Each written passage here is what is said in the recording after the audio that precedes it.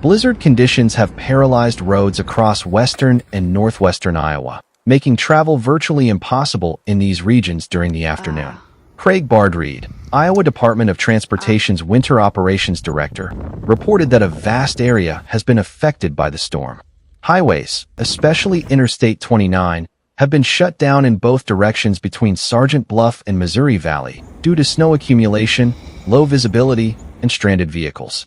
One of the biggest challenges has been the number of vehicles, including freight trucks, trapped and blocking roadways, further complicating rescue efforts. According to Bard-Reed, authorities didn't officially close the roads.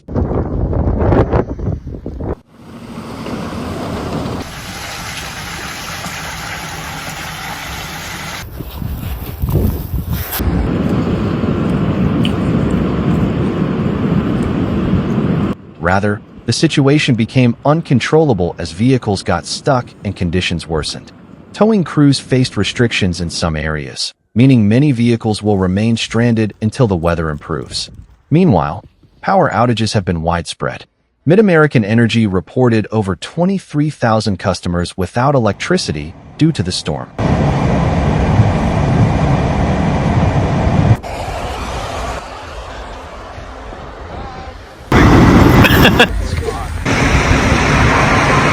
Jeff Greenwood, the company's spokesperson, noted that the primary issue isn't the snow but the exceptionally strong winds, which have knocked down power poles and lines.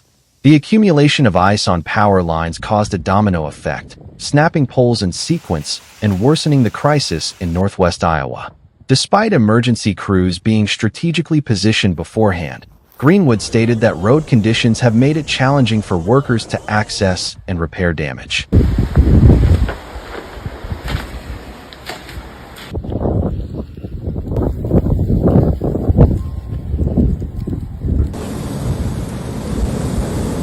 The lack of power has hit Council Bluffs and rural areas of Pottawatomie County especially hard, leaving thousands in the dark as temperatures continue to drop. Nebraska has also been heavily impacted by the storm. On Wednesday morning, tens of thousands of people in the state lost power when strong winds brought down trees and power lines. The Omaha Public Power District reported about 30,000 customers without electricity by noon, with the highest outages in Douglas, Saunders, and Dodge counties. The conditions forced Omaha authorities to declare a snow emergency.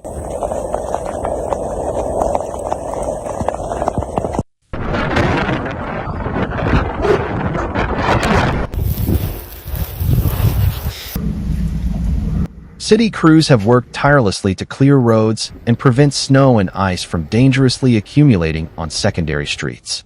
According to Austin Rouser, a spokesperson for Omaha's Public Works Department, the city has brought in additional contractors to prevent melted snow from refreezing overnight and creating even more problems by morning. Omaha's Epley Airport has also suffered, with multiple flights canceled or delayed due to reduced visibility and intense wind gusts. The storm has impacted not only air travel but also ground transportation. On the Iowa side, Interstate 80 was closed from Gretna to North Platte, while Interstate 29 became impassable due to a combination of snow, ice, and stranded vehicles.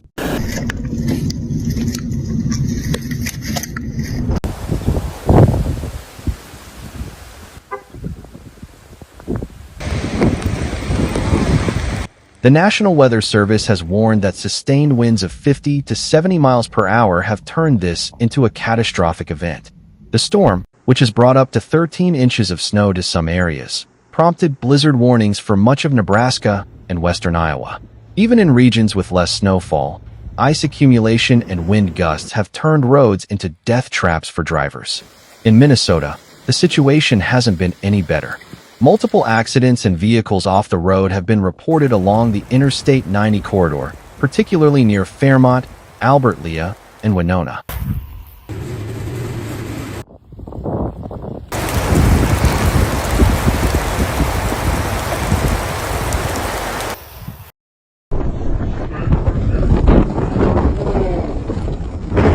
Visibility in these areas has dropped to near zero due to strong winds, and authorities have advised against any kind of travel until conditions improve. The problem isn't just the snow but also plummeting temperatures. In many areas, The sudden drop has caused melted water to freeze quickly, creating a dangerously slick layer of ice on roads. The combination of these factors has made recovery efforts even more challenging. Nebraska and Iowa authorities have declared multiple snow emergencies across various cities and counties. In places like La Vista, Gretna, Blair, and Fremont,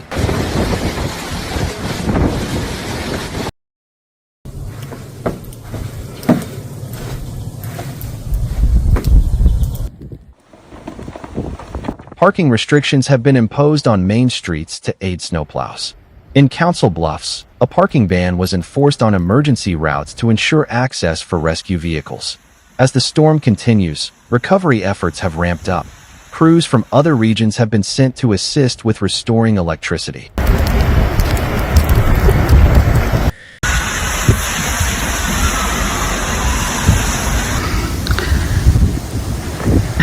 Mid-American Energy and OPPD have requested help from neighboring energy companies to speed up repairs, though snow and ice accumulation have made the process slow and hazardous.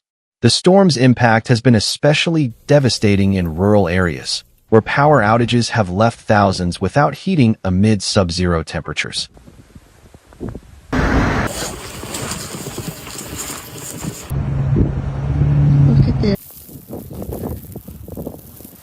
Authorities have urged residents to take precautions and seek shelter if necessary, as the situation may take days to normalize.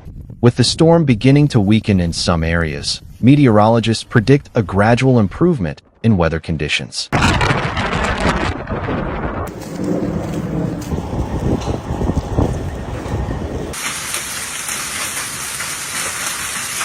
Temperatures are expected to rise in the coming days, which will help melt the accumulated snow and aid in cleanup efforts. However, authorities warn that roads will remain dangerous due to black ice and the potential collapse of damaged trees and poles. This has been the region's second major blizzard event this month, raising concerns about the cumulative impact on infrastructure and daily life. As crews work tirelessly to restore normalcy,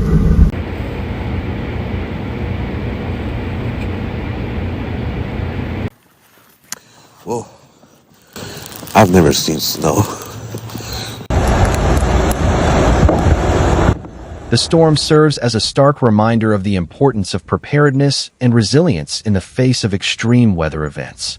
With the thaw on the horizon and recovery efforts underway, authorities continue to monitor the situation, urging the public to stay informed and follow safety recommendations.